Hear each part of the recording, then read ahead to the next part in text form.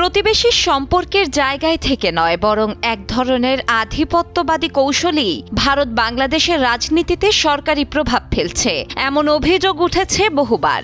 দীর্ঘদিন ধরে ভারত বাংলাদেশ সম্পর্ক সীমান্ত বন্ধুত্বের আবরণে নানা অসমতা আর অনধিকার হস্তক্ষেপের অভিযোগে জর্জরিত। অভ্যুত্থানের মুখে হাসিনা ভারতে পলায়নের সঙ্গে সঙ্গে সেই সম্পর্কে নতুন করে জমেছে দখল, লুট, পানি বঞ্চনা, রাজনৈতিক প্রভাব ও একতরফা সুবিধা আদায়ের নানা অভিযোগ।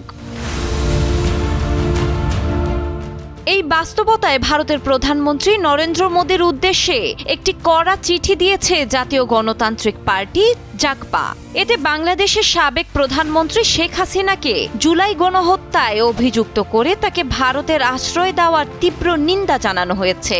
দাবি করা হয়েছে, ফ্যাসিস্ট ও গণহত্যাকারী হিসেবে অভিযুক্ত শেখ হাসিনার বিচার বাংলাদেশে হওয়া উচিত, কিন্তু ভারত তাকে সুরক্ষা দিয়ে সেই প্রক্রিয়াকে বাধাগ্রস্ত করছে।